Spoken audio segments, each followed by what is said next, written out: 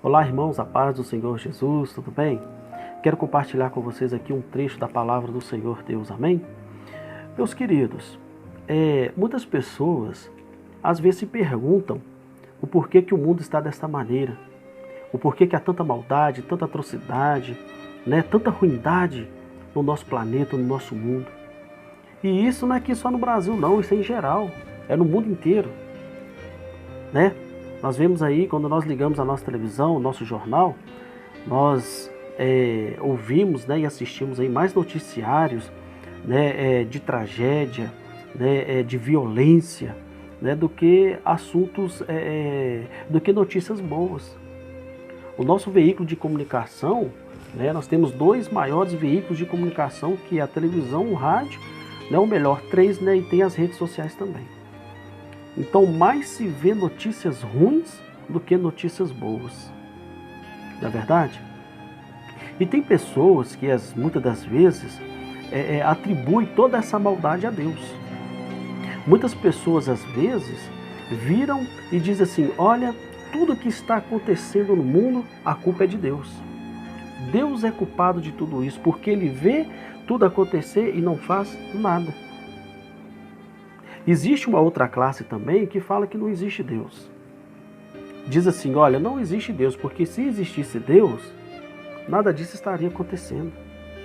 Se existisse Deus, Deus não ia permitir que tudo isso estaria acontecendo. Mas eu quero dizer para você aqui, meu querido, que Deus ele existe. E que tudo que está acontecendo não é culpa de Deus.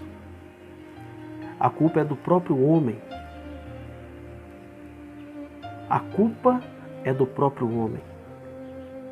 Certa vez um cristão, ele foi até a barbearia para cortar o seu cabelo e ali fazer, talvez a sua barba, não sei.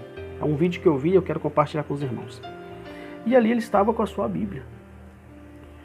E quando aquele barbeiro, ele começou ali a cortar o seu cabelo e avistando a Bíblia, ele disse para aquele homem assim, olha, não existe Deus.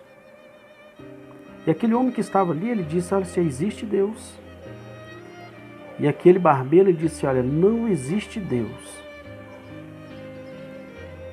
E aquele homem ali, que estava tendo seu cabelo cortado com a sua Bíblia, ele disse assim, olha, existe Deus. E aquele homem que estava ali, sentado naquela cadeira, com a sua Bíblia, ele... no momento ali não teve resposta para aquele barbeiro que estava afirmando que não existia Deus. Quando aquele homem terminou de cortar o seu cabelo, aquele homem se levantou daquela cadeira e saiu. Ao chegar na rua, aquele homem, ele avista um outro homem com seu cabelo grande, com a sua barba grande. E ele então pega aquele homem e leva até a barbearia. E diz para o barbeiro, olha, não existe barbeiro. E o barbeiro se existe. E aquele homem, com a sua Bíblia na mão, ele insistentemente disse, olha, não existe barbeiro. E aquele barbeiro disse assim, existe barbeiro. É ele que não vem até a mim para cortar o cabelo e fazer a sua barba. Aquele homem então, de pronto ele vira para o barbeiro e diz assim, olha, da mesma forma é Deus. Deus existe. São as pessoas que não vêm até a Ele. Pegou aí o raciocínio? Deus ele existe, meus irmãos. São as pessoas que não vêm até o Senhor.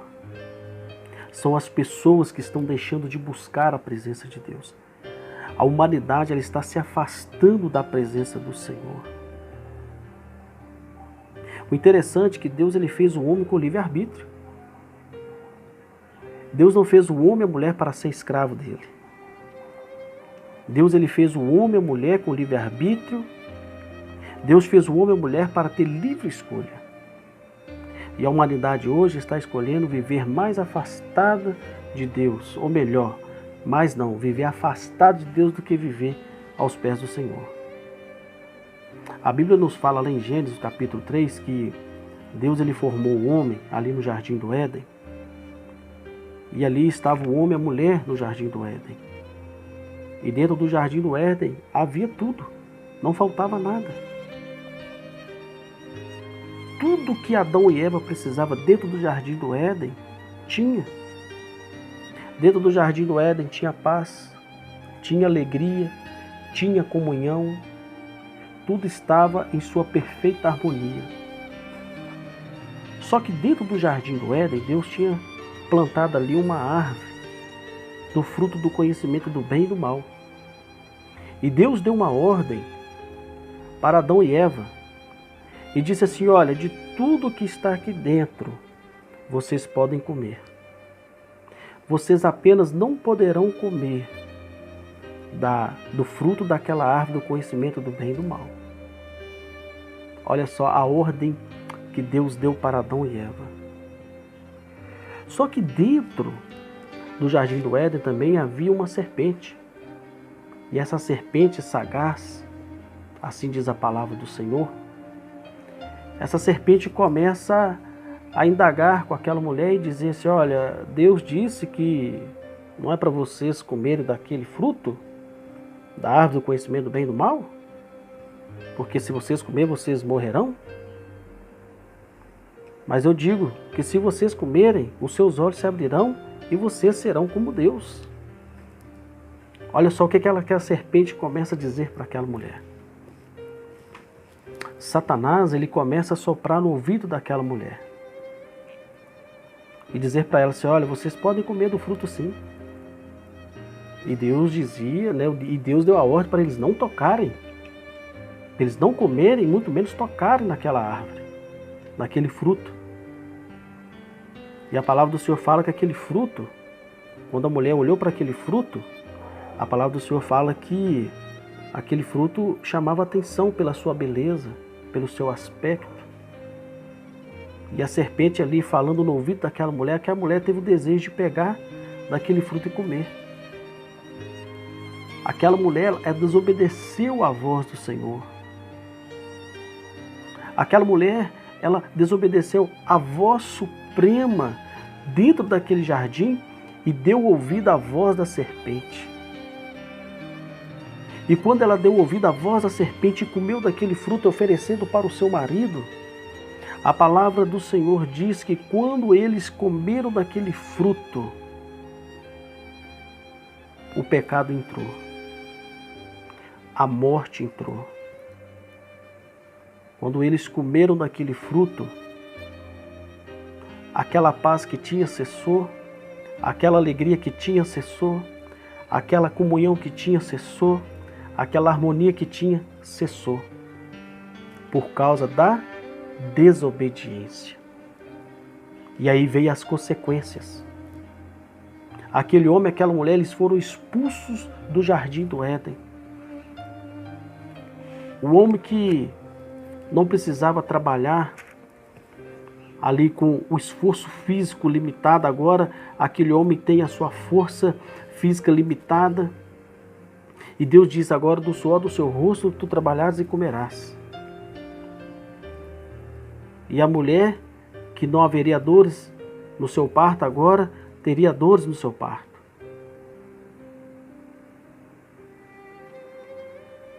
E agora eles são expulsos daquele lugar de alegria, de paz, de harmonia, de união. E quando nós pegarmos ali o livro de Gênesis e formos lendo, nós vamos ver que quando eles começam a gerar filhos, eles começam a ter filhos, a palavra de Deus fala que eles tiveram Caim e depois tiveram Abel. E Caim, por sua inveja, mata Abel. Esse foi o primeiro homicídio que aconteceu na terra. Mas isso é o quê? Frutos da desobediência. E nós também não somos perfeitos, porque existem pessoas que têm coragem de falar: ah, não, mas se eu tivesse lá, eu não tinha feito isso não, eu não tinha pecado contra Deus não. Tinha sim. Porque isso aí é da natureza humana. E a explicação de toda a maldade que está acontecendo no mundo é essa. Porque Adão pecou e o pecado se estende a todo homem, a toda geração. Nós somos pecadores assim como Adão, ele pecou. Mas eu quero dizer para você que ainda há esperança.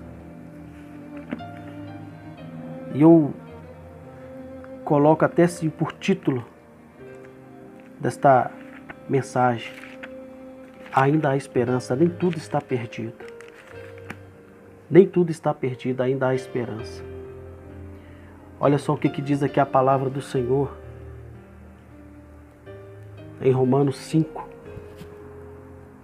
O interessante, irmãos, que depois que Adão pecou, a morte entrou no mundo, o pecado entrou no mundo e a morte, consequentemente, a morte. Então todos nós somos falhos, todos nós somos pecadores. Por isso a terra está da maneira que está. Mas nem tudo está perdido. Ainda há esperança.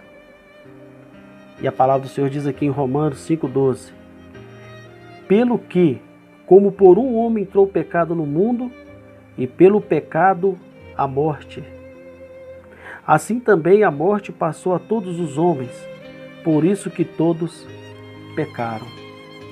Então o pecado entrou no mundo e consequentemente a morte. Por isso nós vemos aí as tragédias, as calamidades, e por agora nós estamos vivendo aí essa crise, né? Que agora é o coronavírus. Mas a palavra do Senhor também fala em Romanos 5, versículo 19: porque como pela desobediência de um só homem, muitos foram feitos pecadores, assim pela obediência de um, muitos serão feitos justos. Olha o que diz a palavra do Senhor. Assim como por um homem o pecado e a morte entrou no mundo, por um homem, olha só, por um homem, muitos serão feitos justos. E a palavra de Deus é clara. A palavra de Deus não fala que todos serão feitos justos, mas aqui fala que muitos serão feitos justos. E que muitos são estes, aqueles que reconhecem a Cristo Jesus como seu único e suficiente Salvador. Então, meus queridos, o mundo está dessa forma por causa da escolha do próprio homem, por causa do pecado que entrou no mundo. Por isso que a terra vive desse jeito, por isso que a terra está dessa maneira.